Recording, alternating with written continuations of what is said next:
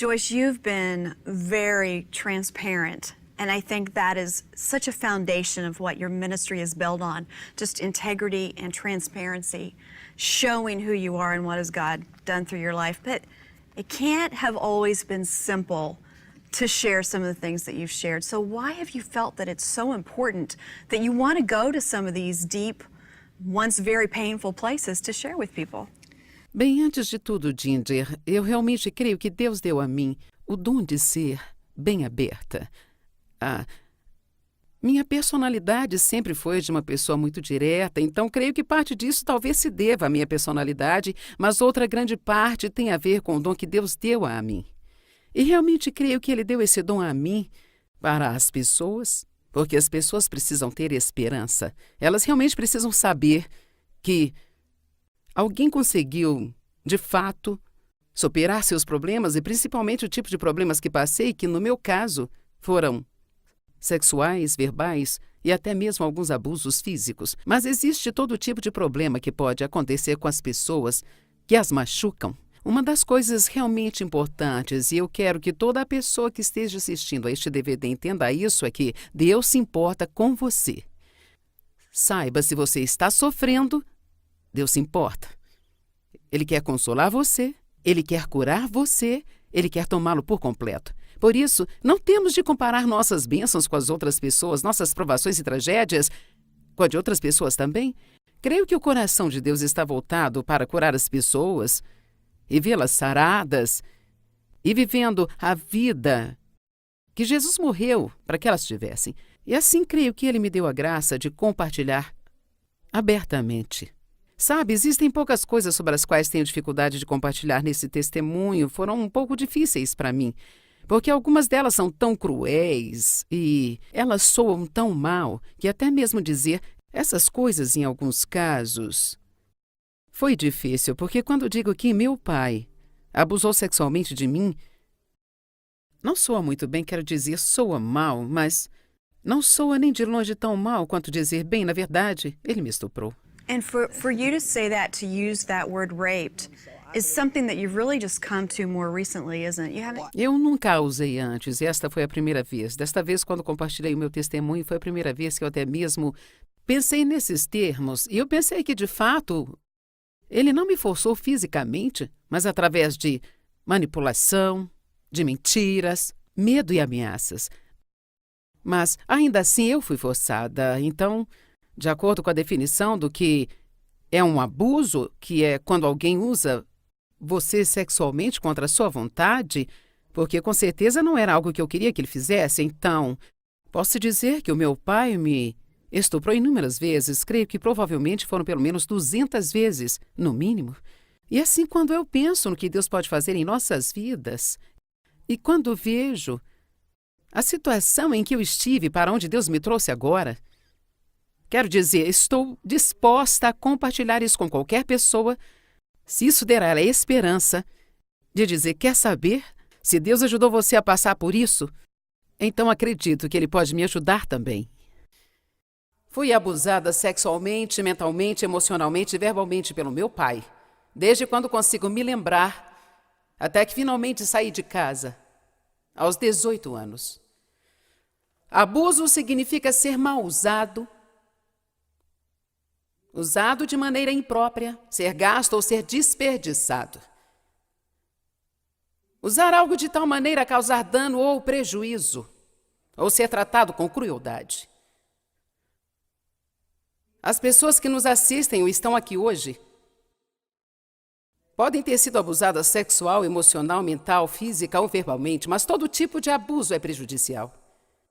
No momento em que somos usados com um propósito que não é aquele para o qual Deus nos fez, isto é prejudicial. Meu pai fez muitas coisas pervertidas comigo.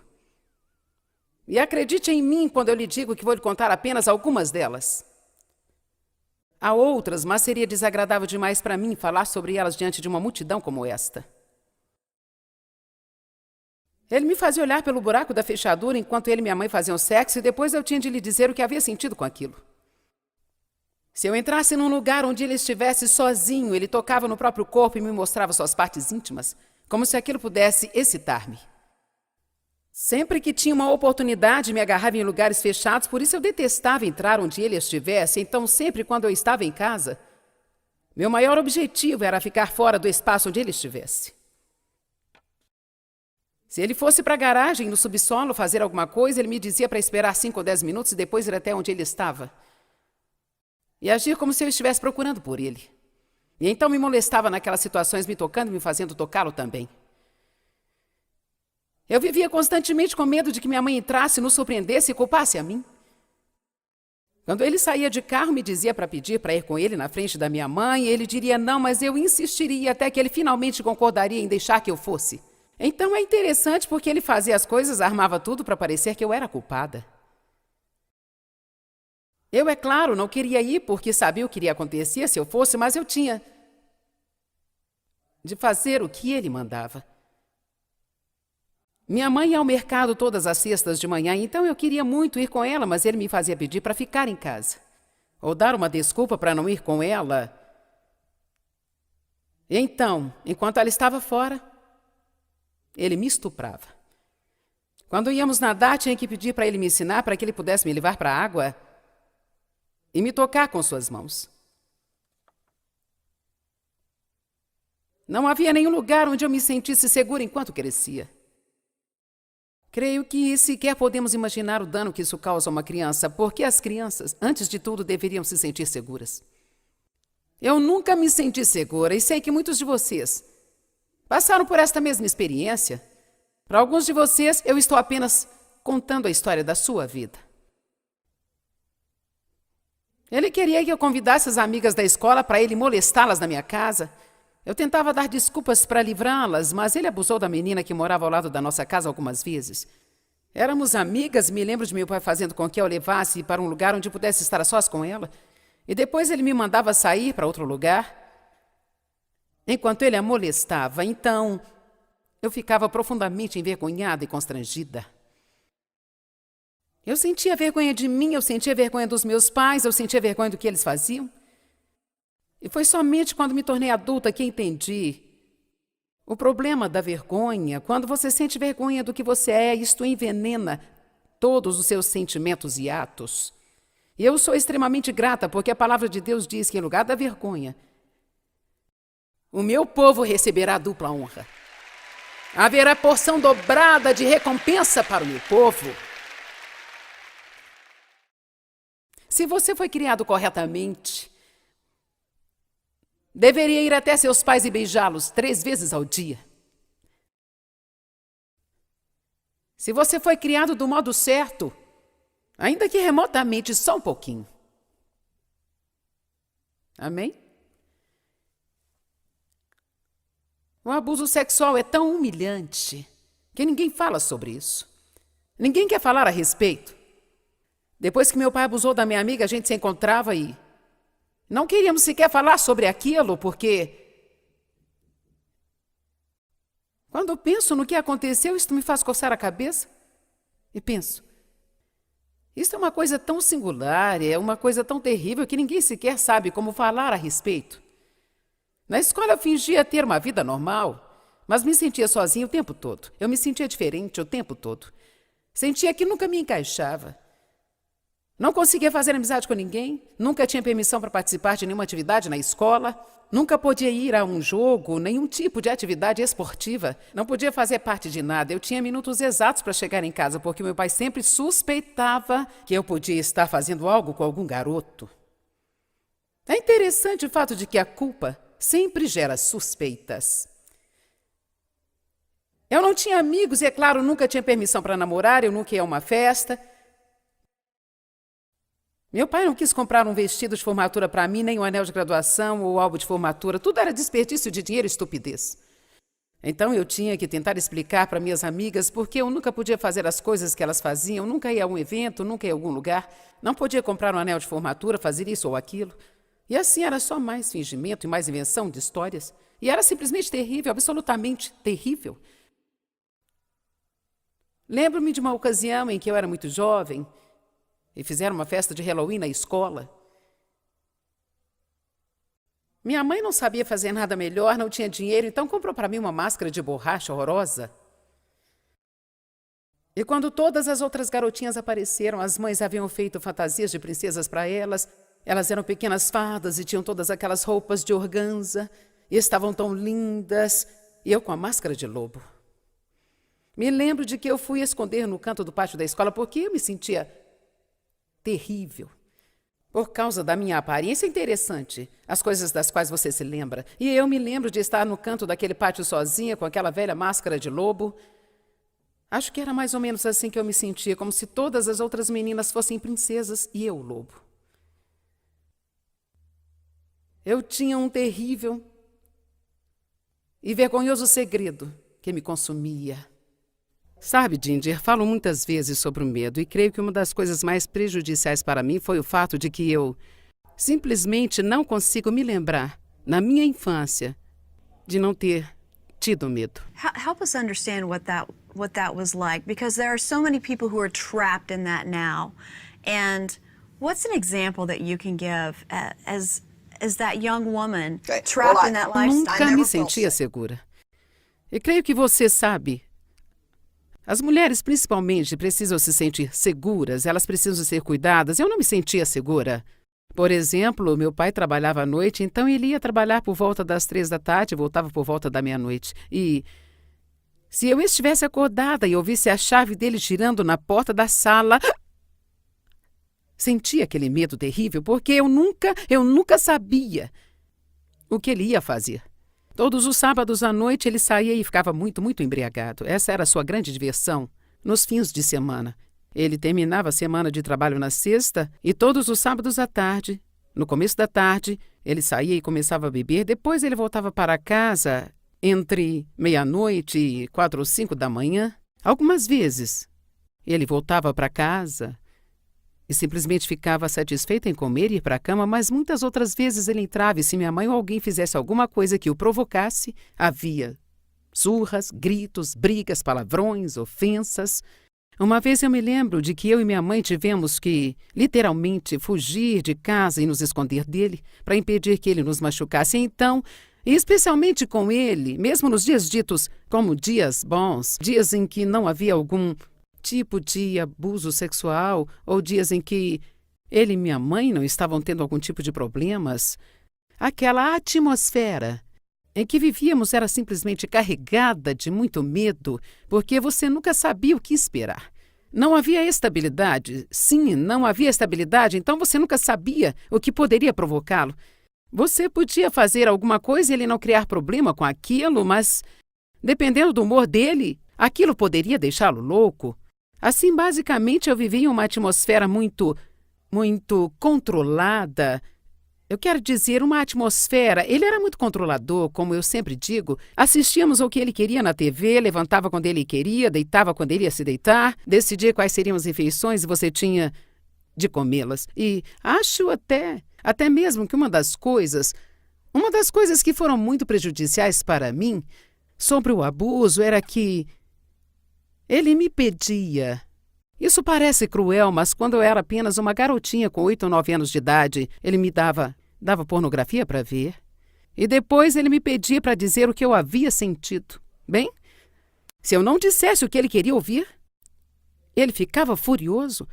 Ele era extremamente colérico. Você precisa entender que também sou de personalidade forte e colérica. E os coléricos não se dão muito bem quando são pressionados para início de conversa. E então, para eu ter de fingir que eu gostava de algo que eu odiava e desprezava com todas as minhas forças, foi difícil para mim. Acho que isso provavelmente foi uma das coisas mais prejudiciais para mim, estar sendo forçada a viver aquela falsidade. E talvez você me perguntou antes por que eu sou tão aberta. Eu não tinha pensado nisso até agora, mas talvez seja exatamente isso. Talvez eu tenha visto tanta falsidade, tenha tido de lidar com aquela falsidade, aquele fingimento por tanto tempo que talvez seja apenas parte do dom da liberdade de Deus para mim o fato de eu não ter que mentir mais. Posso ser aberta e sincera e dizer a verdade às pessoas, porque realmente é somente a verdade que as liberta. Ele sempre me dizia que fazia aquilo porque eu era muito especial e porque ele me amava. Então, o que eu aprendi foi que o amor era uma coisa muito pervertida. Quando eu tinha mais ou menos 9 anos, me lembro do meu pai me levando à casa de uma parente, uma mulher, me dizendo que ia fazer sexo com ela. E ele me disse o quanto ela gostava disso, como era bom, tudo para me encorajar a pensar que isso era algo normal de se fazer. E depois ele me contava em detalhes o que eles faziam. Quando eu tinha 9 anos, minha mãe teve outro filho, orei para que fosse uma menina, pensei, se tivermos uma menina, ele talvez me deixe em paz e goste mais dela do que de mim. Acontece que veio um menino e acho que apenas pelo fato de ser um menino eu não gostei dele. E não tivemos um bom relacionamento até ele se tornar um adolescente. Meu irmão saiu daquele caos com uma série de problemas diferentes, ele se voltou para as drogas e o álcool e a irresponsabilidade. Mas nós falaremos dele mais tarde. Eu tinha de guardar muitos segredos. Meu pai dizia que tudo que ele fazia era bom e aquilo tinha de ser o nosso segredo. Porque se eu contasse a alguém, ninguém entenderia, não acreditariam e eu causaria muitos problemas na família. É interessante que só percebi hoje, mas o meu fardo na época passou a ser não causar problemas na família por causa da minha dor. E talvez uma das piores coisas com as quais tive de lidar em minha vida e ainda até o dia de hoje tenho de lutar contra é o falso senso de responsabilidade. Tenho tendência a me responsabilizar por coisas pelas quais eu não deveria ser responsável. Saiba que eu vou confrontar o meu problema e o seu também se eu souber que você tem um. E eu me responsabilizo por coisas que são simplesmente ridículas. Entretanto, Deus trabalhou muito em mim nesta área e já posso dizer, Joyce, isso não é responsabilidade sua. Você não tem de lidar com isso. Quantos de vocês sabem o que quero dizer com ter um falso senso de responsabilidade? O motivo pelo qual Satanás quer que mantenhamos tudo escondido é porque, enquanto estiver escondido, você nunca poderá realmente se libertar. Completamente. E assim, essas coisas que você escondeu dentro de você, se há alguma coisa que você fez da qual se envergonha, ou algo que foi feito a você do que você se envergonha, se você nunca falou sobre isso, você não está fazendo um favor a si mesmo. Comece falando com Deus de modo sincero a respeito. Fale consigo mesmo de maneira aberta e sincera. Você precisa colocar para fora, para superar o problema. Algumas coisas só recordei quando fiquei mais velha. Quando eu tinha cerca de 13 anos, meu pai passou do assédio para o estupro. Ele não me forçava fisicamente, mas ele me forçava com o medo, a manipulação, o controle, as ameaças, as mentiras.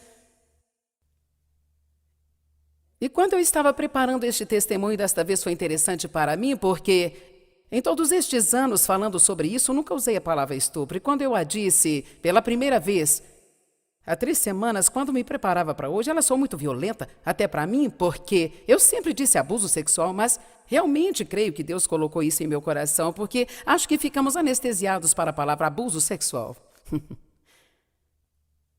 E literalmente o que ele fazia era estuprar-me. E ele o fazia toda a semana. Pelo menos uma vez, até os meus 18 anos. Fiz as contas e cheguei à conclusão de que o meu pai, aquele em quem eu devia confiar e que deveria me manter em segurança, me violentou pelo menos umas 200 vezes antes que eu chegasse aos 18. Agora, como isso pode ter acontecido comigo? Eu estar aqui diante de você, na situação em que eu estou hoje, se Deus não está vivo e agindo no planeta Terra. Como isto é possível sem Deus? O maior soco no olho do diabo que você pode dar é entregar a Deus a sua dor e deixar que Ele a transforme em ganho. Entregar a Ele o seu caos e deixar que Ele transforme isso em uma mensagem. Porque quando eu lhe digo que eu sei o que é sofrer, você pode acreditar em mim. E quando eu lhe conto o meu testemunho e lhe digo que eu estou curada, íntegra, sã e bem, e que sou casada há 43 anos, que tenho 4 filhos servindo a Deus e 10 netos lindos, que amo a minha vida e que acho que eu estou sendo útil para o reino de Deus. Então isto lhe dá esperança. Isto lhe dá esperança de que Deus fará o mesmo por você. Amém? E é por isso que eu estou aqui hoje, porque quero que as pessoas saibam quanto Deus é bom e que o seu esforço vale a pena. A sua jornada vale a pena. Não desista. Não desista. Joyce, let's talk about trust a little bit, because trust is really hard when it's been proven over and over and over that people are not trustworthy. É verdade. So how do you get to the point to understand that God is faithful, God is trustworthy, and somewhere along the line, we do have to begin extending trust and seeing what happens. That had to be really hard. Bem, uma das coisas que realmente ajudou-me foi aquela escritura que diz: o amor tudo crê. Assim, passei muitos anos sendo uma pessoa desconfiada, porque, na verdade, não foi somente meu pai que abusou de mim. 3 outros homens tentaram fazer o mesmo, o chefe para quem eu trabalhei, um tio e o meu avô. Então, havia uma espécie de espírito de incesto na linhagem da família do meu pai. E, para ser honesta, acho que alguns deles simplesmente cresceram nesse ambiente. It was the norm. Bem, sim. Quero dizer, acho que eles sabiam que era errado, mas era algo que aconteceu na infância deles também. Então, existem realmente muitas pessoas más ao redor deste mundo. Então, isso pode deixar você com o coração endurecido e desconfiado. E eu me lembro de como no casamento com Dave, Dave me dizia: por que você age como se eu fosse seu inimigo? Porque eu tinha sempre aquela coisa de que todos querem me pegar. E era muito difícil para mim deixar que ele tomasse decisões por nós como família, porque eu realmente não acreditava que alguém sequer tentasse tomar uma decisão que fosse boa para qualquer pessoa que não fosse ela mesma. Porque isso era o que eu conhecia, todas as decisões do meu pai eram para o seu benefício, era o que ele queria, era o que ele achava bom, ele não se importava com ninguém.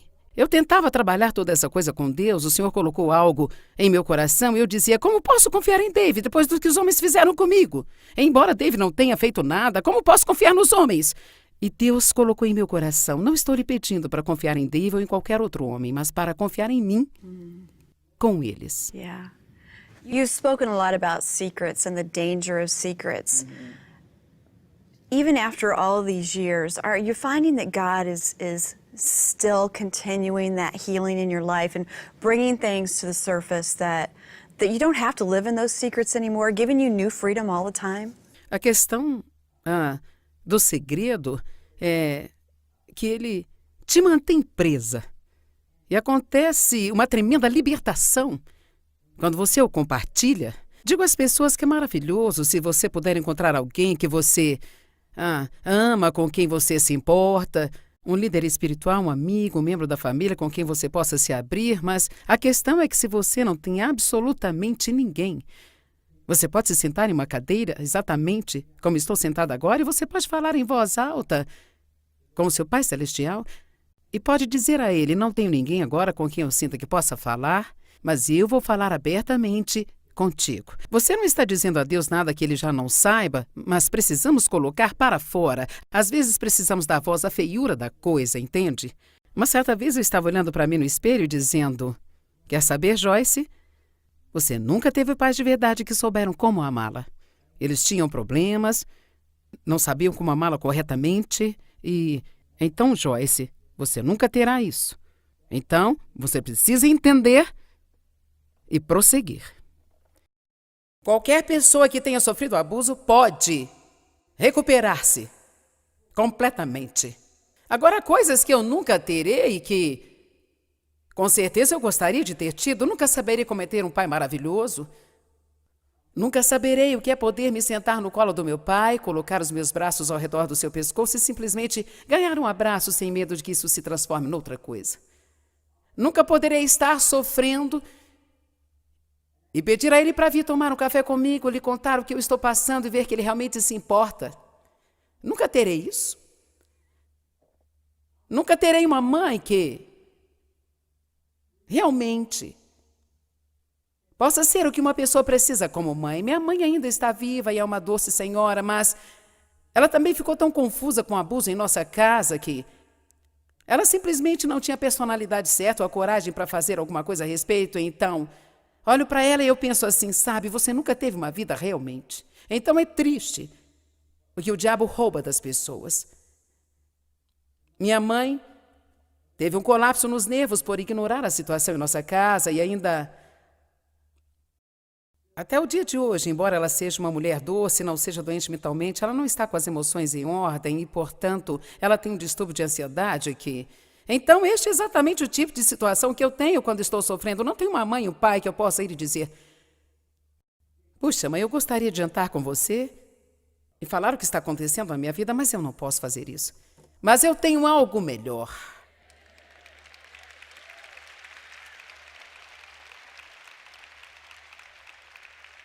Porque eu tenho uma caminhada com Deus e um relacionamento com Deus que é a coisa absolutamente mais maravilhosa e preciosa deste mundo.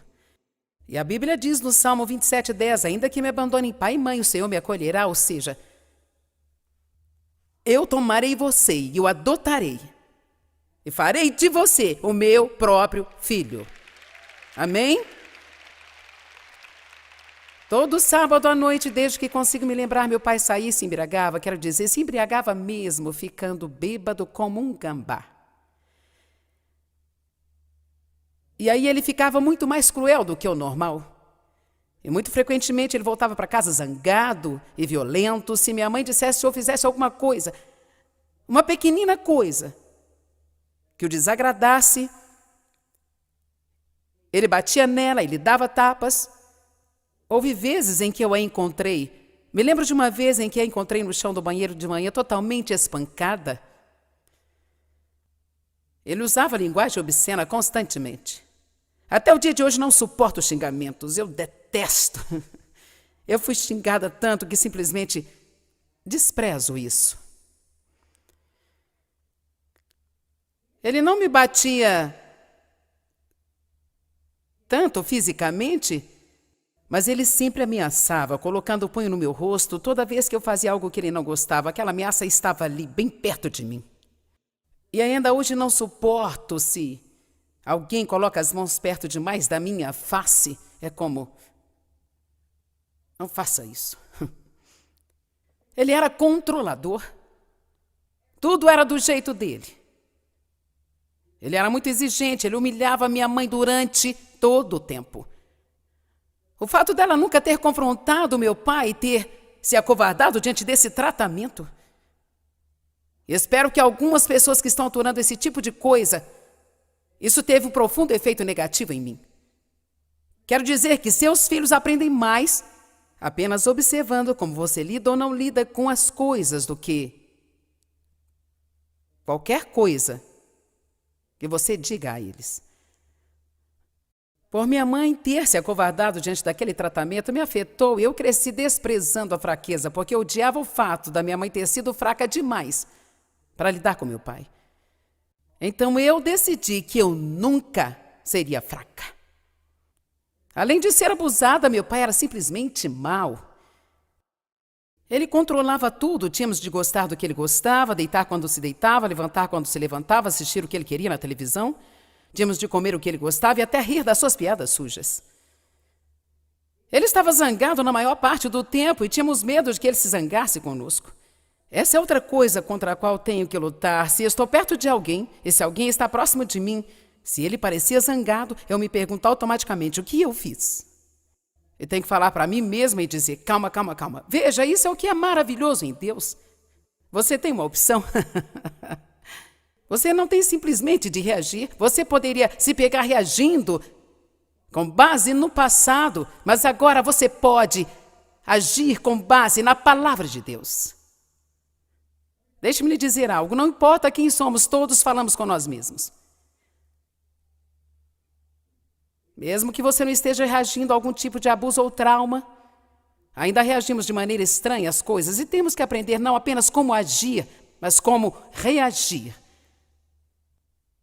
Passei a ter vergonha de mim mesma e por isso cresci muito solitária. Ele me levava a bares no sábado à noite, quando entrei nos anos da adolescência, onde ele ficava muito bêbado, e me obrigava a fazer sexo com ele no banco de trás do carro. Um dia o policial o surpreendeu, pensei, finalmente alguém vai ajudar-me. Fiquei tão feliz.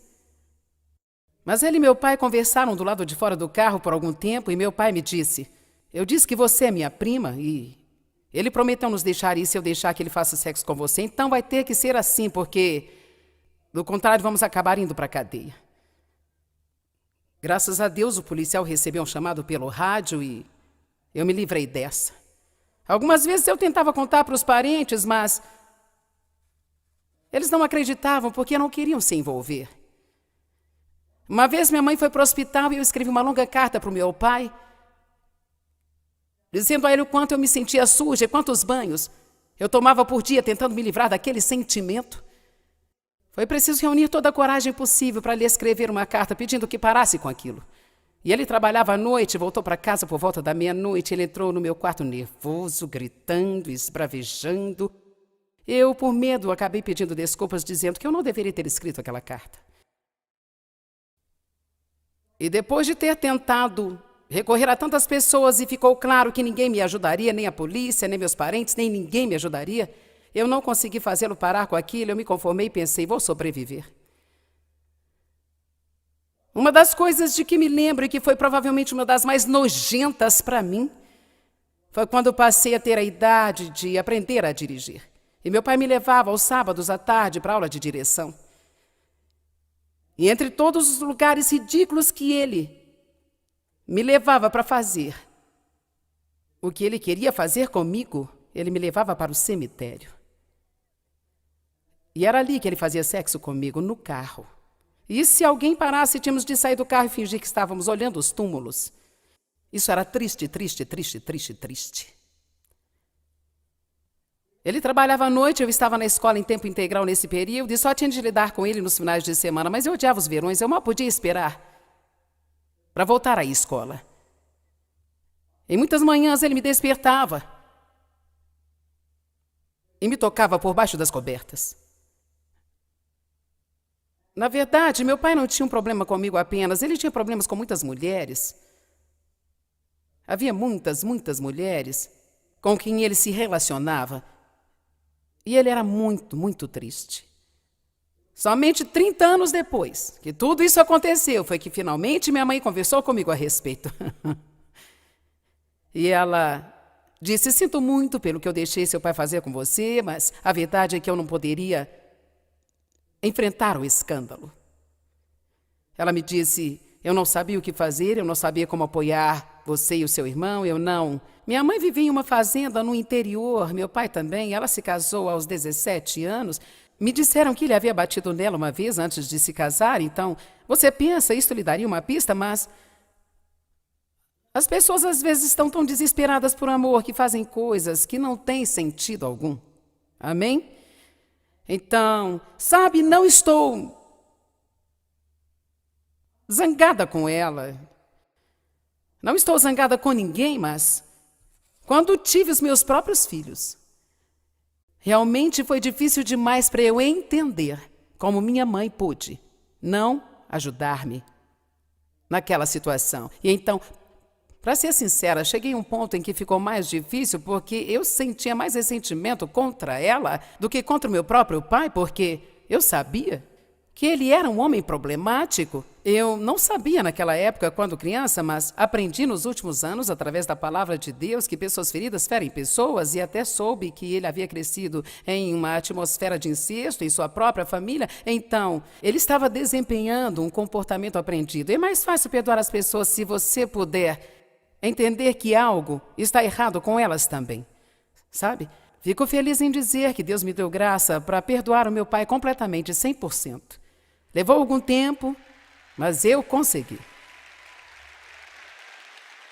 Eu já o havia perdoado, mas não perdoado totalmente. E eu entendi isso quando Deus me pediu há vários anos para trazer minha mãe e meu pai do interior para St. Louis, para morar perto da nossa casa e cuidar deles até morrerem. E eu pensei, não é possível, o Senhor deve estar brincando comigo. A princípio eu repreendi essa ideia, eu disse, isso não vem de Deus. Nenhum Deus amoroso me pediria para fazer isso. Porque eles estavam em um lugar onde eu só tinha de lidar com eles 2 vezes por ano. Jogar um pouco de dinheiro na situação e tentar tirar aquilo da minha mente. Deus disse, eles estão velhos e doentes. E daí, o que eles fizeram por mim?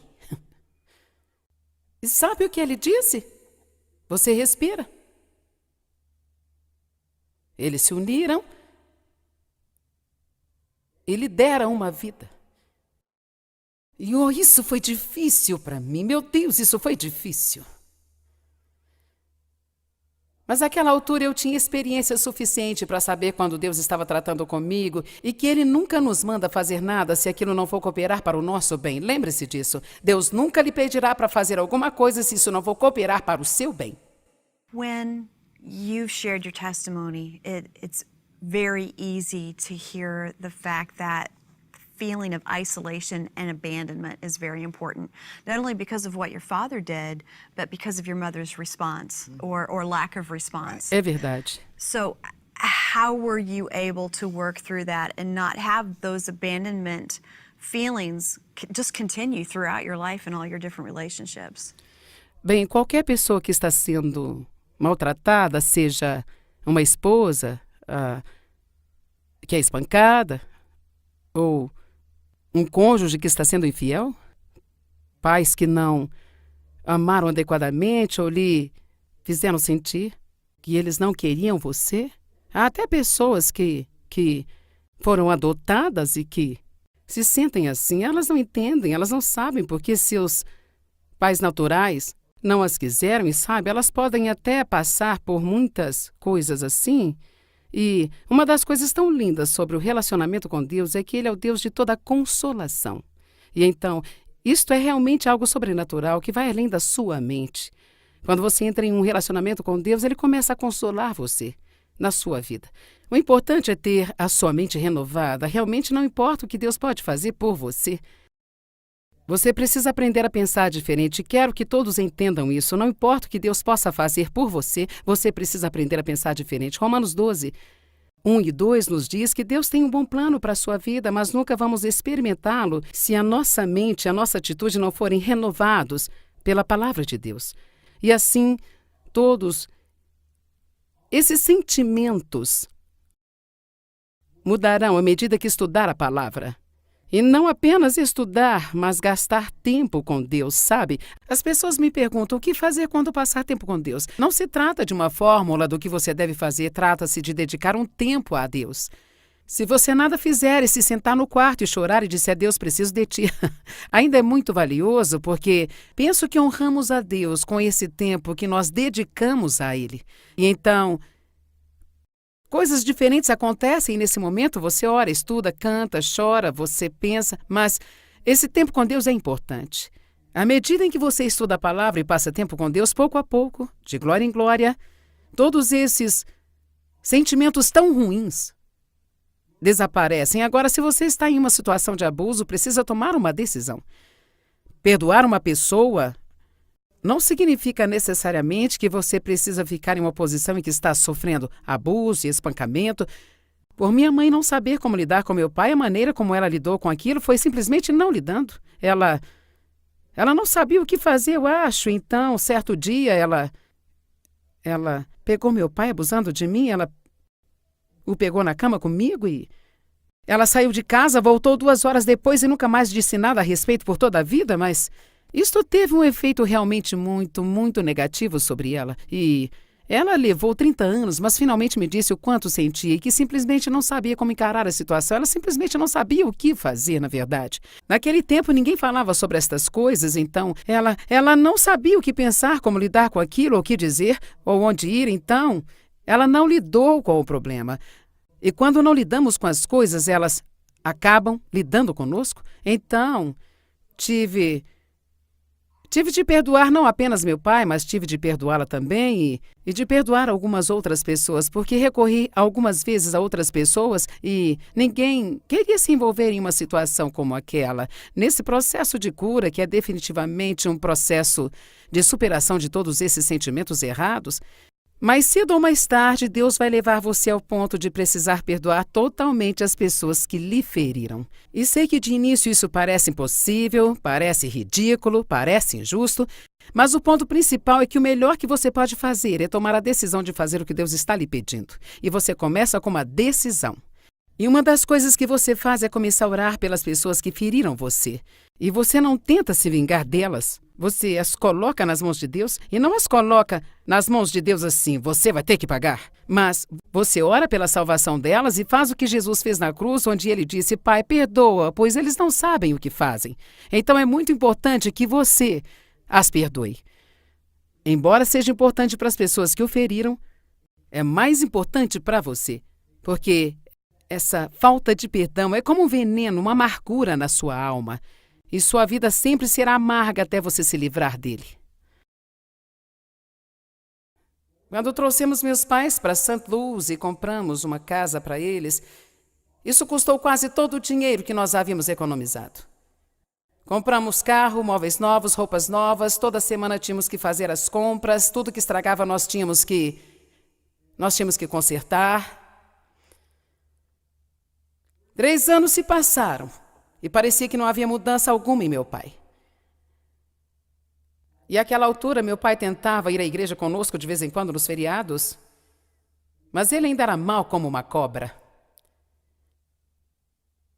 Numa manhã de ações de graças, minha mãe ligou dizendo, seu pai quer falar com você, eu não sei o que há com ele, ele está chorando há 3 semanas. Ela disse, acho que sei, mas é melhor que você venha. Dave e eu fomos até lá e ele olhou para mim chorando e disse, eu preciso lhe dizer o quanto eu lamento o que fiz com você. E ele disse, estou esperando para dizer algo há cerca de 3 anos, mas não fui homem o bastante, eu não tinha coragem para fazê-lo. Ele olhou para o Dave e disse, a maioria dos homens na sua posição teria me matado. E você não fez nada a não ser bom para comigo. E então... Por falar nisso, meu pai recebeu a Cristo naquele dia. Nós o batizamos 10 dias depois. Amém? E ele morreu 3 anos mais tarde, mas aquele homem estava mudado. Ele realmente se tornou um velhinho amável. E eu podia beijá-lo no rosto e não sentir medo. Então, esse foi um grande golpe para o inferno. E sei que você deve estar se perguntando sobre o meu irmão. Meu irmão basicamente foi um caos durante toda a vida. Meu Deus, ele foi para o Vietnã aos 17 anos. Meu pai lhe ensinou a beber e a se envolver com as mulheres. E a praguejar, e ele também era irresponsável. Há vários anos ele voltou para St. Louis, do Arizona, onde estava morando, e queria consertar sua vida. Dave e eu fizemos um grande investimento nele. Ele morou conosco cerca de 3 anos e mandamos consertar todos os seus dentes que estavam péssimos. Nós o ajudamos de todas as formas, começou a trabalhar para o ministério, viajou conosco, foi salvo, cheio do Espírito Santo, mas assim que se colocou de pé, voltou à antiga vida. Nós não o víamos há mais ou menos 7 anos, recebemos um telefonema não faz muito tempo. Ele agora está com uma espécie de doença mental por causa de todos os anos de uso de drogas e estava, pelo que parecia, sem casa, vivendo nas ruas do Arizona. E ele nos pediu ajuda. Eu passei uma noite procurando o versículo que me dissesse que eu não tinha de ajudá-lo. Eu estou lhe dizendo a verdade, eu estava pensando assim, fiz tudo isso para minha mãe e meu pai. Tenho marido, eu tenho 4 filhos, eu tenho 10 netos, eu tenho minha mãe e minha tia, ambas no apartamento, eu dou assistência, eu cuido delas. Então eu não quero outra pessoa caótica para eu ter que cuidar dela. Mas então, de manhã eu me lembrei de que há cerca de 3 semanas atrás eu havia orado por meu irmão. Meu amigo, não ore por nada com o qual você não queira se envolver.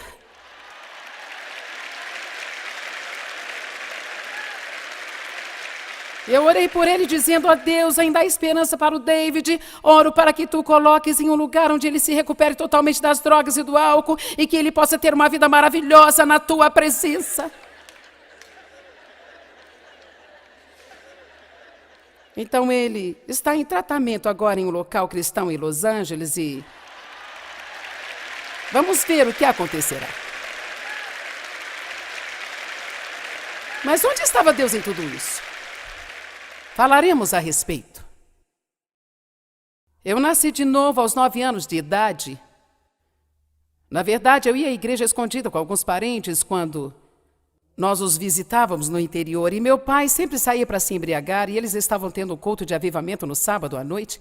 Eu sabia que precisava ser salvo. É algo que estava além de mim. Meus pais me mandavam para a escola bíblica com alguns vizinhos quando eu era pequena e eu tinha ouvido o suficiente para ter uma certa consciência de Deus. E acho engraçado, mas na noite em que planejei ir à igreja, planejei ir para ser salva. Esse era o meu propósito. Levei 2 primos comigo e disse: vamos todos à igreja esta noite, todos vamos ser salvos. Então imagino que eu tinha uma pequena evangelista dentro de mim naquele tempo. E o pastor não fez o apelo naquela noite, fiquei muito decepcionada. Mas acho que eu tinha um pouco de coragem já naquela época e segurei na mão dos meus primos, fui até a frente, olhei para ele e em lágrimas disse: pode salvar-me? E eu me lembro que ele orou pela salvação e ele se sentiu muito mal por não ter feito o apelo no altar e fez a oração de salvação conosco e eu definitivamente sei que naquele momento meus pecados foram lavados. Senti como se um rio passasse através de mim. Não que você precise sentir alguma coisa, mas eu senti. Entretanto, eu não sabia nada, não tinha instrução, ninguém para conversar. No dia seguinte, eu trapaceei uma brincadeira de esconde-esconde. Estava escondendo o rosto na parede da casa da minha avó e quando meus primos foram se esconder, não resisti à tentação de espiar. E é assim que o diabo age. Naquele momento, ele me disse: você perdeu a sua salvação. E eu acreditei nisso até os meus 20 anos. Orei para que meu pai morresse, isso não aconteceu. Orei para minha mãe deixá-lo, isso não aconteceu. Orei para que ele me deixasse em paz e nada. Porque Deus não me ajudou, eu estava orando, eu estava pedindo, eu era uma garotinha sofrendo abuso. Eu não tenho as respostas para tudo isso, mas posso lhe dizer pela fé. Agora entendo, é o que diz a Escritura que compartilhei ontem. Pela fé entendemos como o mundo foi criado. Eu não sei. Não sei explicar a você com a minha mente, mas eu sei que Deus não me tirou daquela situação, mas Ele me deu a força necessária para passar por tudo. Lembro-me quando eu era uma adolescente deitada na cama à noite, que era a minha hora favorita, quando meu pai ainda estava no trabalho, eu ficava deitada quando tudo estava calmo. E eu orava no meu jeito infantil, eu orava e falava assim: um dia eu vou fazer algo que seja bem grande. Um dia eu vou fazer algo que seja bem grande. Creio que Deus coloca sementes de grandeza em todos nós. Creio que há mais capacidade dentro de você do que você possa sequer imaginar. Mas Satanás tenta diminuir-nos, ele tenta nos rebaixar e nos depreciar através das pessoas que nos maltratam. Mas quero que você saiba hoje aqui, embora eu estivesse sendo abusada e abandonada, parecendo que ninguém ia me ajudar ou que aquilo nunca acabaria, bem no meio disso, Deus tinha um plano. Deus tinha um plano. E não sei explicar isso a você, portanto, não me peça para fazê-lo. Mas durante anos eu disse: é claro, eu gostaria de nunca ter sofrido abuso. Mas Deus me ajudou a me recuperar. E há cerca de 3 anos atrás, eu disse: é claro que eu gostaria de nunca ter sofrido abuso. E Deus falou-me assim: não diga isso. Então eu pensei a respeito. Parece loucura, mas estou feliz que tenha acontecido. E sabe por quê? Porque sou uma pessoa melhor do que jamais teria sido. Não sei como dar qualquer sentido a isso, mas sei que eu sei que Deus me redimiu. E Ele tomou o que Satanás planejou para o mal e o transformou em bem. Eu sou uma pessoa melhor do que teria sido se isso não tivesse acontecido. E você também pode ser. Eu sou mais forte. Eu conheço melhor a Deus, entendo a dor das pessoas. E creio que isso me tornou capaz de estender a mão para você na sua dor e necessidade. De lhe dizer com toda a paixão: Deus está vivo. Ele ama você. Ele tem um bom plano para a sua vida. Nunca duvide disso. Nunca duvide disso. Será que você pode se recuperar? Você está olhando para alguém que conseguiu. Amém? Você está olhando para a prova viva de que pode se recuperar. Não há poço tão profundo que Deus não possa estender a mão e tirar você de dentro dele. Ele colocará os seus pés sobre uma rocha. Ele lhe dará uma vida maravilhosa, lhe dará beleza em vez de cinzas, óleo de alegria em vez de pranto, veste de louvor em vez de espírito angustiado, e fará de você um carvalho de justiça plantado pelo Senhor, para que ele possa ser glorificado. E ele lhe dará bênção dobrada pelos seus problemas passados. Vamos lá, adorem esse Deus maravilhoso.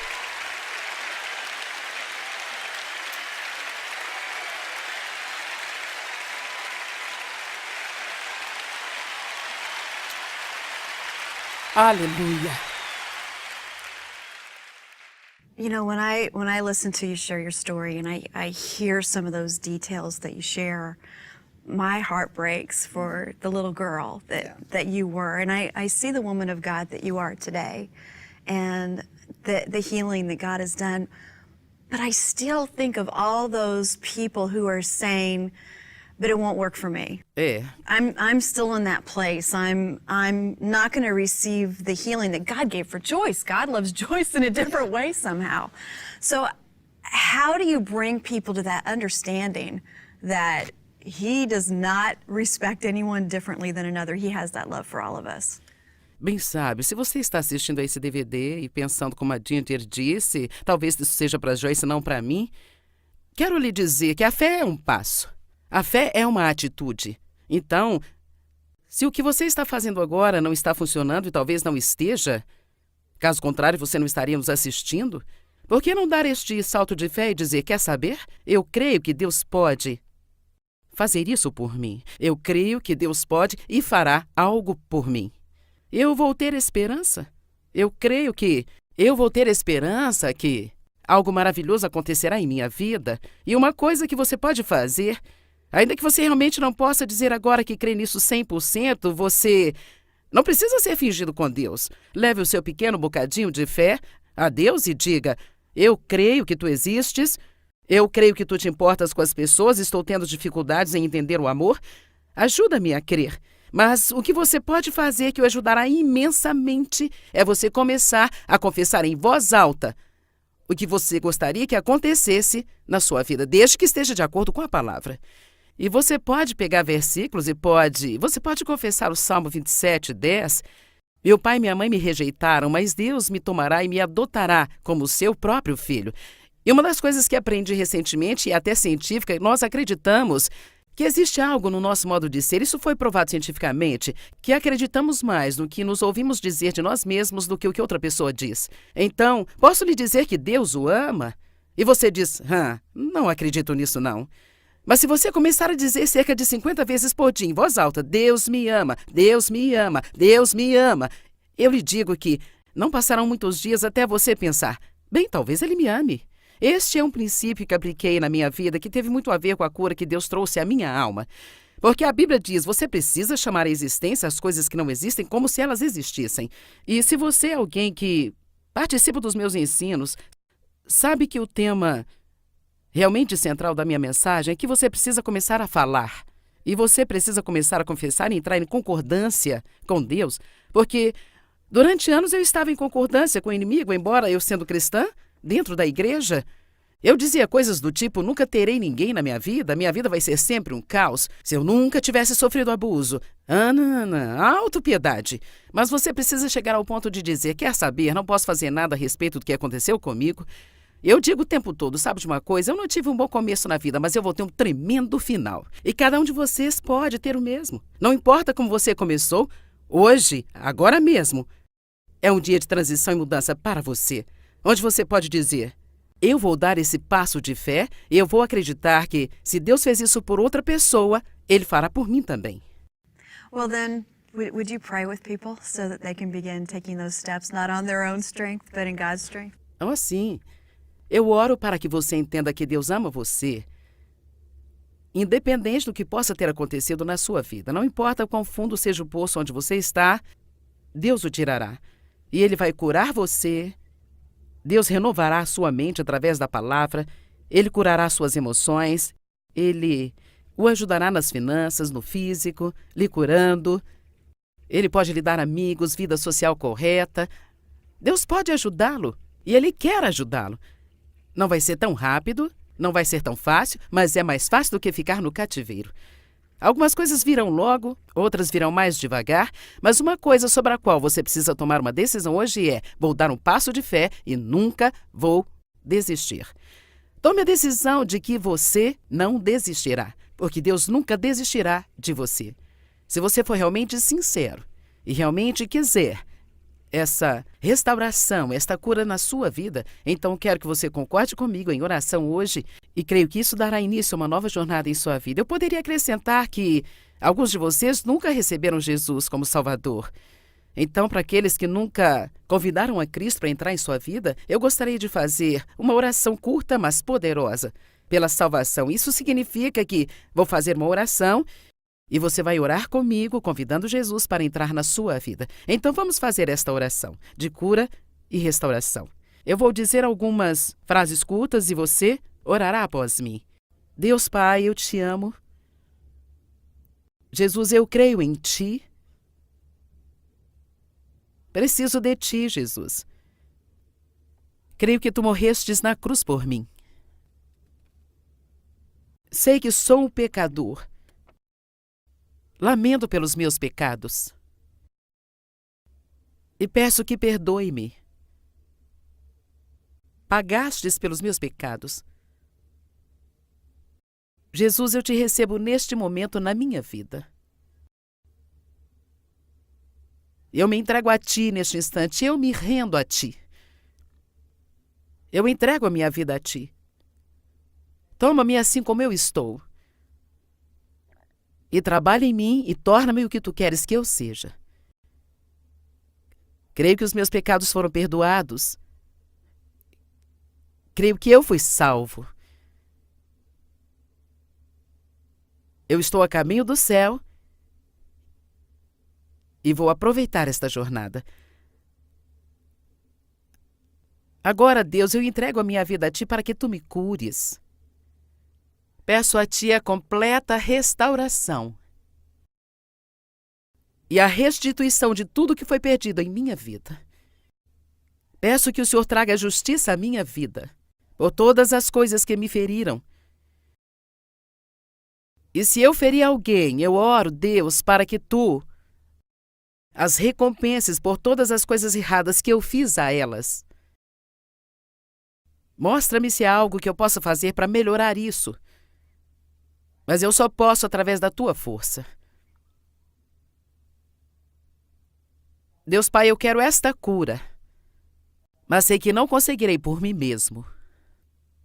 Então te peço hoje para curar-me completamente. E eu trabalharei contigo e não desistirei, até que a obra seja completada. Obrigada, Senhor, por tudo que fizeste à minha vida. Obrigada pelo que estás fazendo agora. E obrigada, Senhor, por tudo que farás no meu futuro. Em nome de Jesus. Amém. Bem, creio que vocês estão a caminho de uma nova jornada em sua vida. Nós do Ministério Joyce Meyer estamos sempre à disposição e temos muitos recursos de ensinos que lhe ajudarão, como livros, CDs, DVDs, e vocês podem ligar para nós e nós vamos orar com você sempre que precisar de oração ou ajudá-lo a entender. E venham algumas das nossas conferências se puderem.